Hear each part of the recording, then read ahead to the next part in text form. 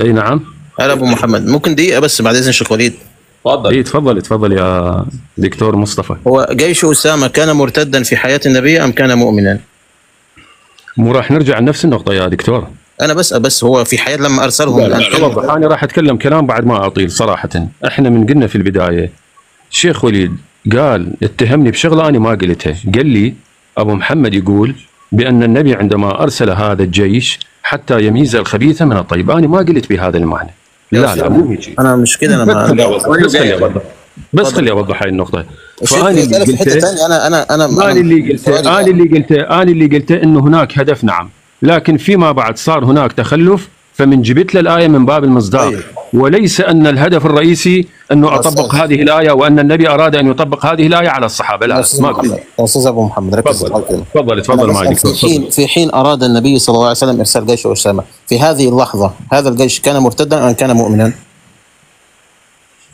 الامر صدر زين. النتيجه فيما بعد كانت الاستجابه، اكو موجوده استجابه ولا لا؟ ماكو استجابه. انا بتكلم وقت الامر. لا خلاص النبي، لا النبي ما يدري، النبي صدر امر، هسه ما لنا علاقه، صدر الامر والنتيجه كانت خلاف الامر. وهو انت جاوبني مو انا اللي اجاوبك. استاذي بس دقيقه لو سمحت. وهو بيصدر الامر الان، يقول لهم مثلا انفذوا جيش اسامه. نعم. هو الان هذا امره يرسله هذا الامر لمسلمين مؤمنين ولا لمرتدين؟ هذا الامر كان لمن؟ لا بشكل عام بشكل عام بشكل عام مؤمن مع مرتد مع كله، صح؟ اي ما له علاقه. اي لكن من ارتد عن امر النبي نطبق عليه الايه. اي ما كان هذه انا قصدي هذه النقطه، هاي النقطه الجوهريه. يا استاذي بالله عليك، عشان بس الناس تشوف كم واحد بيتكلم وشايفك انك عملت يعني تلتوي حول السؤال. انا اسف على الكلام، انا بسال بس انا عايز اجابه واضحه. الان عندما امر النبي الجيش بالنفوذ والخروج، هذا الجيش في هذه اللحظه كان مؤمنا ام كان مرتدا؟ يا ما حد يعرف. ما حد يعرف يعني النبي ما كان يعرف طبعا. انت تعرف يعني النبي ما كان. انا بسال حضرتك، النبي ما كان يعلم انهم مرتدين؟ سؤالك غريب صراحه، سؤالك جدا غريب. يعني انا ما ايش مدري انا بالصحابه، مش مدري شو داخل. يعني انت ما عرفتش الصحابه مالهم ودخلت في نيه النبي؟ لا قصدي ما له علاقه. انا الان انت تتكلم في امر غيبي، انا ايش مدري. اقول لك على حاجه، خلاص خلينا نتكلم. الان انت مش عارف الصحابه اذا كانوا مؤمنين ولا لا، والنبي نفسه لا يعلم اذا كان الصحابه مؤمنين ولا لا في هذه اللحظه. لا هذا الكلام حدد علي. لا ما قلت هيك انا. لا دكتور ما قلت هذا الكلام. لا والله ما قلت هذا الكلام. انا دا اوضح النقاط بشكل دقيق. لكن المقاطعه عن النبي قلت له النبي ارسلهم عشان يميز الخميس. طب انت لا وضحتها يا دكتور، وضحتها قبل قليل. قلت لك النبي في البدايه عنده هدف، وعندما صدر الامر هناك صار تخلف، فنقدر نجيب هاي الايه حتى نميز الخبيث من الطيب، مو اكثر. ما قلت انا ما قلت الهدف الرئيسي من امر النبي انه حتى يميز الخبيث من الطيب. لا، هدف النبي محاربه الروم. طيب حلو قوي. هل النبي يحارب الروم بالمرتدين؟ ما لنا علاقه، هذا امر ثاني يا دكتور. تفضل يا استاذ. لا هذا امر ثاني يا دكتور. انت الان لا تقول لي يعلم او لا يعلم. هو صار لنا ساعه نتناقش وين؟ هو صار لنا ساعه نتناقش وين؟ علي بن ابي طالب رضي الله عنه وارضاه كان من الذين لم يخرجوا مع جيش اسامه. هل كان من الخبيثين ام من الطيبين؟ اوكي، هذا موضوع ثاني ان شاء الله يا شيخ وليد، موضوع ثاني. اوكي، لان هذه النقطه الرئيسيه اللي ناقشناها، اللي هي الرئيسيه، كيف ان النبي امر الصحابه وهو يعلم. ركز على هاي النقطه، خلي يكون الحوار معنا في نقطه في اتجاه واحد. عقلا وقرانا إذا كان هذا يمثل خطر على المسلمين، فالمفروض النبي صلى الله عليه وسلم هو الذي قال ذلك النبي صلى الله عليه وسلم، ولو كنت أعلم الغيب لاستكثرت من الخير وما مسني السوء. هذه بالنسبة للعلم الغيبي أصالة، وليس لا ما تدخل بقى أصالة وفرعا. لا تجيبها الآية. لا تجيبها الآية. لا تجيبها الآية. ولو كنت أعلم الغيب لاستكثرت من الخير وما مسني السوء. هذه في معنى أنه لو كان النبي يعلم علم الغيب من دون الله، نعم أصبح إله. ما تحط حاجة. نعم أصبح إله. يا أخي ما تكذب على القرآن. هو في حاجة اسمها علم الغيب من دون الله أساسا؟ أي هو النبي العجز يقول هو النبي نفى عن ما تجيب. النبي نفى عن نفسه هذه الصفة. أتحداك الآن. النبي نفى عن نفسه هذه الصفة. قال ولو كنت أعلم الغيب. ولو كنت أعلم الغيب. هو في حاجة اسمها ولو كنت أعلم الغيب من دون الله لاستكثرت من الخير وما مسني السوء؟ دي من عندك. لا هو تأليفك حتى ما قال بها. حتى ما قال بها أي مفسر شيعي.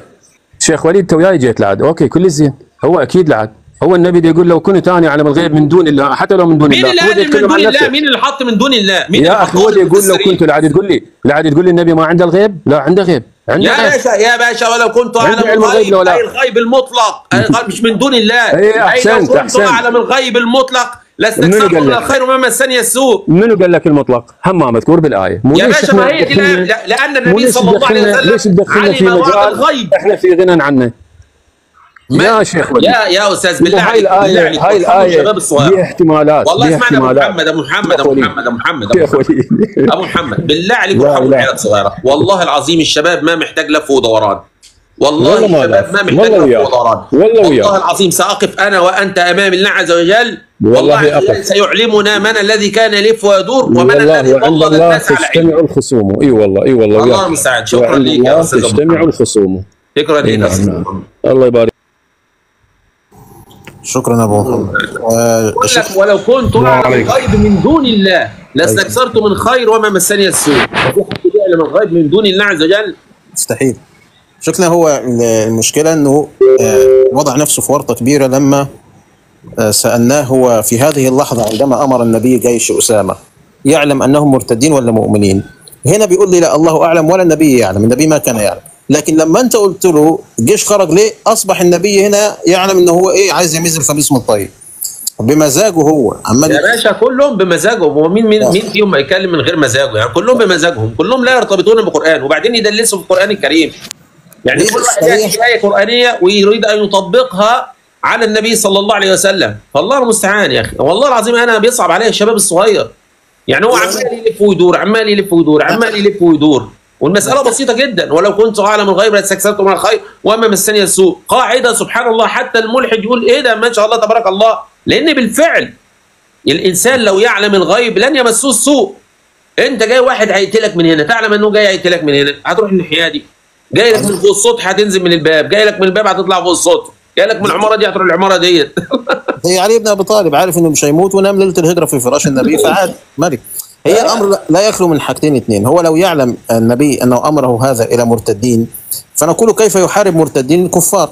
يعني اراد النبي ان يفتح الروم بمرتدين؟ هذه كارثه. النقطه الثانيه ان كانوا تخلفوا واراده النبي هي فتح الروم كما قال، اراده النبي هي فتح الروم، فلماذا لم يفتحها بعلي بن ابي طالب الذي هو سيف الاسلام؟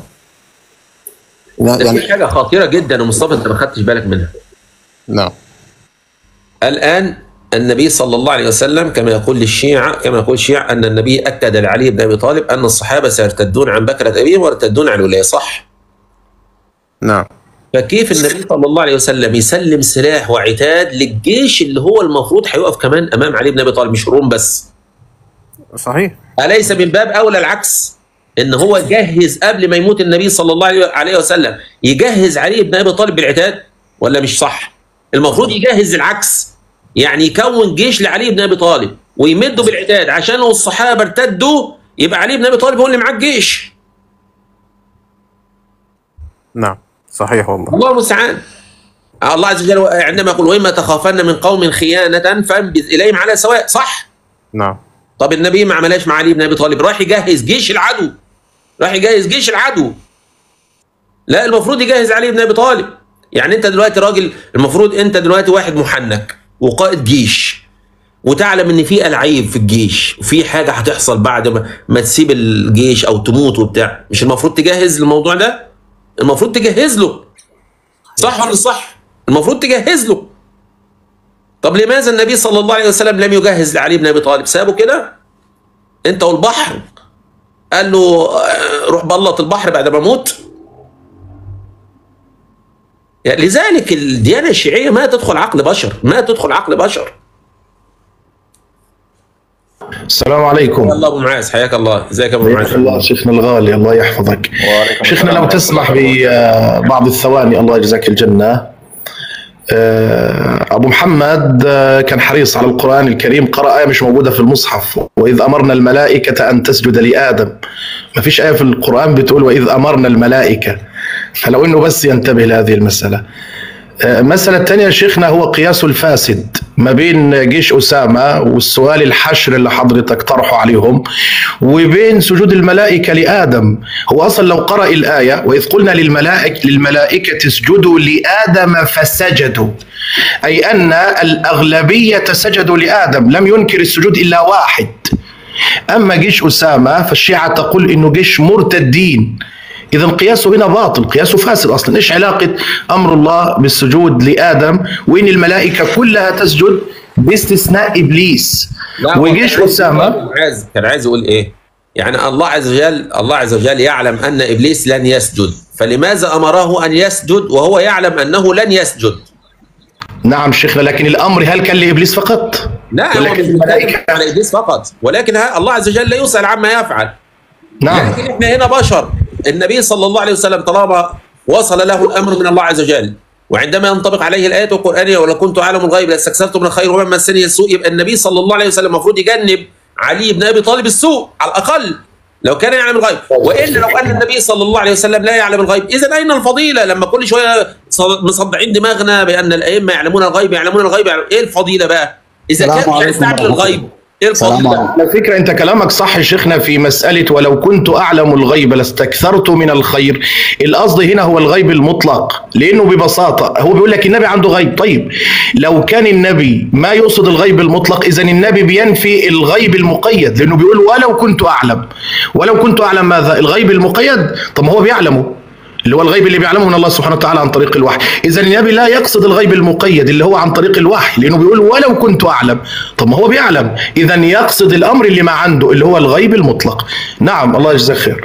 وبعدين وإما تخافن من قوم خيانة فانبذ إليهم على سواء. يعني لو أنت خايف، ده الكلام للنبي صلى الله عليه وسلم، لو أنت خايف من قوم خيانة ارمي لهم العهد بتاعهم وانبذ إليهم على سواء. يعني بص سبحان الله، الآيات القرآنية تخاطب العقل البشري. يعني انت في قوم عارف ان هم هيخونوك، تمام، او خانوك، تمام، ايه اللي المفروض تعمله؟ ان انت تاخد حذرك منهم، ان انت لو هم ما بينك وما بينهم عهد تقطع العهد دوت وتروح تحاربهم كمان. لان النبي صلى الله عليه وسلم يعلم ان الصحابه سيرتدون ويمدهم بالسلاح والمال كمان، مش العكس. يعني المفروض يمد علي بن ابي طالب بالسلاح والمال ويكون له جيش عشان هؤلاء المرتدون الخونه، لكن لا، النبي عمل العكس، مد الخونه مدهم، عمل لهم جيش واعطاهم سلاح ومال كمان. نعم جزاك الخير، احسنت. السلام عليكم ورحمه الله تعالى وبركاته. وعليكم السلام. حسين قبل ما تتكلم كلمه، حسين ولع الكاميرا كده. حسين قبل ما تتكلم كلمه، ادينا المصدر بتاع شو بك سديت لك؟ كبروه يا اخوانا، كبروه يا اخوانا، كبروه يا اخوانا. اي مصدر؟ ايوه المصدر بتاع احياء علوم الدين اللي هو العصمه الطواطئيه والعصمه المشككه. يلا العصمه المتواطئه والمشككه. نعم تكرم تدلل. ايوه اتفضل ادولنا من احياء علوم الدين لو سمحت. يلا. نعم. انت ما لقيتها بعدك لهلا عم تدور عليها؟ والله العظيم انا حاولت ادور عليها ما لقيتهاش بصراحه، فانا عايز بصراحه اتاكد. والله لو اتاكدت عادي، يعني انا ما بتفرقش معايا. انا ما قريتش كتب السنه كلها، بس عايز اتاكد والله. يلا بسيطة، ما بتعرف المتواطئ من المشكك. شو بعمل لك أنا؟ شايفنا هذا إحياء علوم الدين للغزالي، ممتاز. هذا الجزء العاشر صفحة ما كام؟ صفحة 20.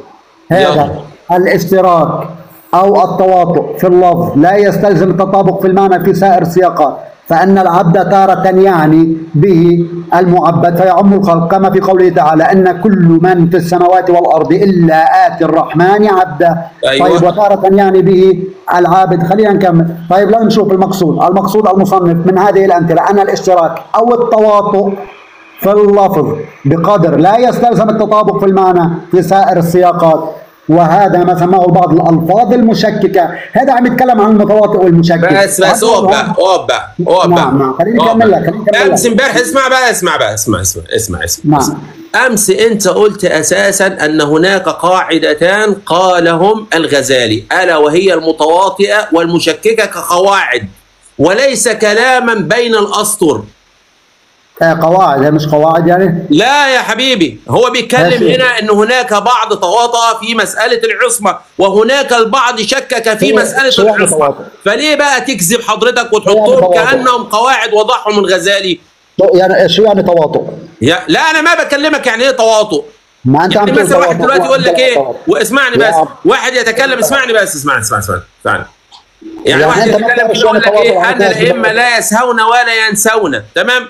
هناك قاعده النسيان وهناك قاعده السهو. يا ابني ده كلام احنا يا عم بنتكلم ما فيه، معنى مش قاعده. التواطؤ؟ انت احنا الان بنتكلم فاهم معنى كلام. انت التواطؤ؟ امس امبارح ضحكت على الناس وقلت ان الغزالي وضع قاعدتان، قاعده نعم. التواطؤ وقاعده التشكيك، وليست نعم. هي قاعدتان ولكن كلاما من ضمن سياق. ليش معصب روق شيخنا؟ الله كلاما من يرضى ضمن سياق. لا، لا ما انا عادي تعصب على فكره، ما تعصب، عادي. بس ما معنى ولكن المتواطئ لو نرجع بقى، سمحت؟ بس انا حبيت ما ابين معنى كذبك التواطؤ بس؟ للناس، حبيت ما ابين ما كذبك ما للناس. انت بتبين كذب الان، انا بينت لك التواطؤ المشكك من كتاب لا يا الغزالي. حبيبي، انت امبارح ذكرت وقلت ان الغزالي وضع قاعدتان، القاعده نعم. الاولى قاعده التواطؤ، والقاعده نعم. الثانيه قاعده التشكيك او التشكك. ما معنى انت التواطؤ عندما والتشكيك؟ ذكرت، اسمعني، مش هيسمع الشيعي، مش هيسمع. لا بسمع، بس ما معنى التواطؤ والتشكيك شيخ؟ اسمع، الشيعي مش هيسمع، الشيعي مش هيسمع، لا بسمع، بس قل لي ما معنى الشيعي مش التواطؤ هيسمع، والتشكيك؟ الشيعي مش هيسمع.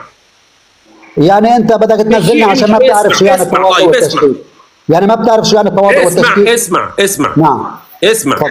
خلاص. تفضل. بدك يبقى بعلمك الاول شيخ. تعتذر انك وضعت هذه القواعد من كلام الغزالي، وقلت هو وضع قاعدتين، قاعده نعم. التواطؤ وقاعده التشكيك، وبعد كده نتكلم بقى في الكلام الباقي.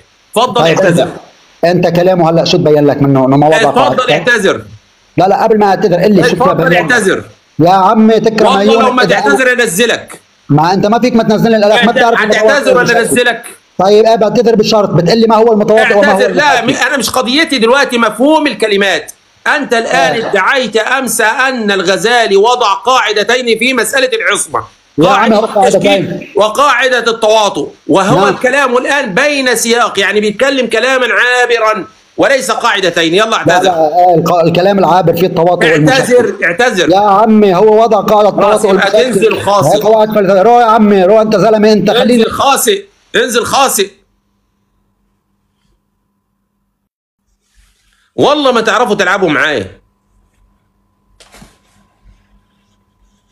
امبارح امس يقول لك ان الغزالي وضع قاعدتان في مساله العصمه، قاعده التواطؤ وقاعده التشكيك، يعني كانه وضع قاعده وابتدى يشرح القاعده، والان لما الزمته بالكتاب طلع ان هو كلام عادي. تمام؟ تواطؤوا على مساله العصمه او شككوا في مساله العصمه، يبقى فين القواعد هنا؟ يا اخوانا انا قلت لكم 3000 مره، اللي يسلم على شيعي والله العظيم يعد صوابعه، فالله المستعان.